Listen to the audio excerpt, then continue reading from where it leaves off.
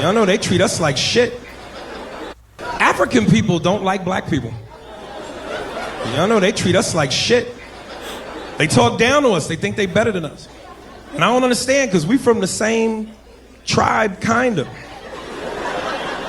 But they like white people, though. They treat y'all like family. As soon as y'all come around, they get excited. Excuse me, Mr. White Man. Thank you for bringing us here. We love you. Yeah, the white man. As soon as they see us, they get an attitude. Hey, how you doing? This nigga. We don't like the black man in America. Motherfucker, you don't work, you don't do shit. We don't like you, you black motherfucker. Like, who are you calling black, motherfucker? I'm brown, you midnight. Who the fuck are you calling black? Like, nigga, if you stood up against a building, you'd look like an alley. Who the fuck are you calling? White kids are just as shy. Hey, so you heard it right there, man. That comedian, Aries Spears, and just that little clip, man, it was funny, but, there's some straight truth in there. And, you gotta unpack it through the scripture. So, hey, first and foremost, I want to give all praise, honor, and glory to Yahweh, Ba'ashem Yahushua, Ba'ashem HaKakodash, and double honors to the elder bishops and apostles of great millstone that taught me this truth. Yahweh is to this world ignorantly calls God. Yahweh Shai is to this world ignorantly calls Jesus. Bahashim means in the name, Rokal means spirit, and Kodash means holy. And that's all in the Paleo Hebrew. I also want to give double honors to the elder bishops and apostles of great millstone that taught me this truth. So like I said, as you saw right there, he was going into how there's a difference between the black man in America and the African man. And like I said, it goes back to the scriptures. So those people over there in Africa, the blacks in Africa, let's actually search that up to see what pops up. Blacks on Africa, blacks in Africa. When you look at who they go back to Ham, right, the son of Noah. And when you look back at, who the Negroes go back to, they go back to Shem, the son of Noah also, but different from Ham. And you could just tell by the complexion that these Hamites have. They have the different type of looking face, more slender, longer faces. You find that they're actually even taller. It goes back to, the ancient Egyptians were Hamites, right? They were known for their stature. But let's search up right here and go into the Zondervan Bible Dictionary and search up Ham. This one right here will show you the truth. So this is from the Zondervan's Compact Bible Dictionary, and the word Ham, it says Ham, the youngest son of Noah, born probably about 96 years before the flood, and one of 8 persons to live through the flood. He became the progenitor of the dark races, not the Negroes, but the Egyptians, Ethiopians, Libyans, and Canaanites. Right, so straight to the point. You can go get the Zondervan's Compact Bible Dictionary and you will find this in there. How the progenitor, he is the progenitor of the dark races, but not the Negroes, right? Because the Negroes are separate from these so-called Africans, right? The Africans go back to Ham, Negroes go back to Shem, right? The Israelites, really. So let's see if we can get an image here, which shows this right here.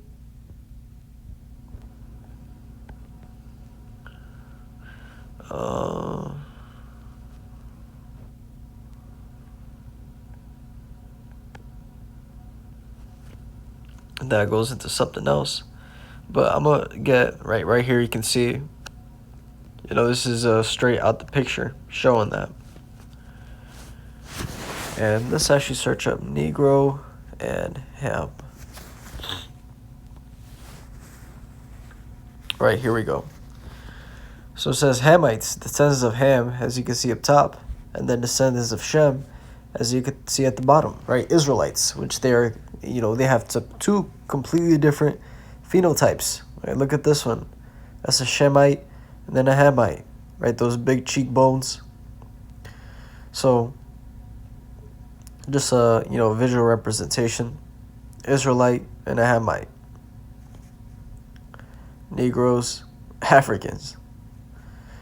And you do have a lot of Israelites still over there, specifically in the northern and western region of Africa, because when you go into the history in 70 AD, when the temple got sacked by the Romans, the Israelites, fled into northern and western Africa.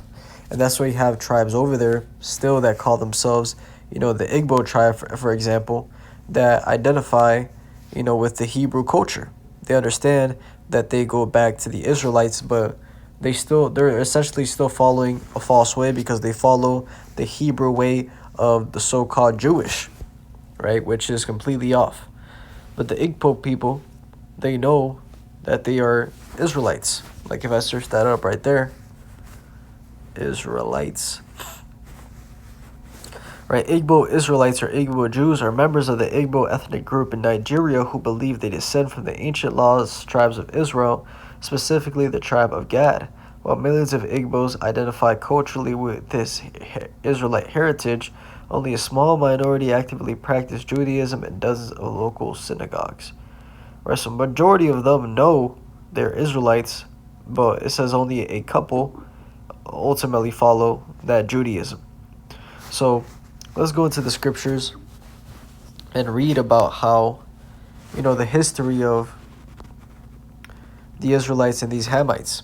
Now, if you go into history and you look into specifically the transatlantic slave trade, you'll find that, people say that blacks sold other blacks in the transatlantic.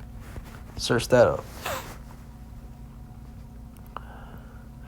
Right, so it says, some African rulers and traders did sell war captives and criminals to European slave traders during the transatlantic slave trade.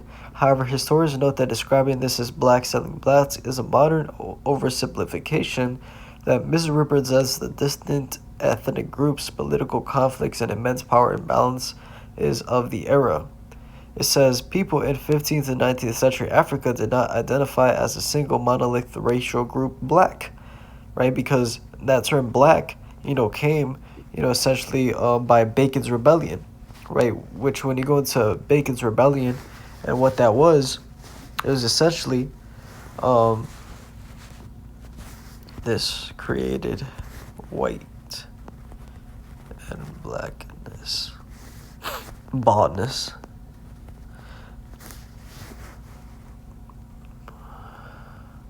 Right, so when you go into Bacon's Rebellion, it said is widely recognized by historians as a critical turning point that led to the legal and social creation of whiteness and blackness in American history.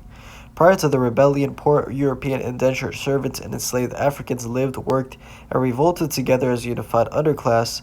To prevent another united uprising, the Virginia planter elite deliberately used a strategy of divide and rule to split the working class along racial lines. And colonial laws began explicitly using the term white for the first time to unite poor Europeans with wealthy planters, and poor white people were given small but significant legal advantages, such as the right to police black people and freedom from physical abuse by masters. Even the poorest white settlers were granted a higher social status than any black person, giving them a stake in preserving the planter-led system. So, this is where you get that white and blackness. It was all to ultimately further enslave Jake, right, and put up the so-called white man. And it was the reason they were doing this, as you read, is because you had these Irishmen that were over here working with Jake, and they didn't like that. And ultimately you saw right there what happened. So going back over there in Africa, there's no such thing as blackness. It was just about lineages.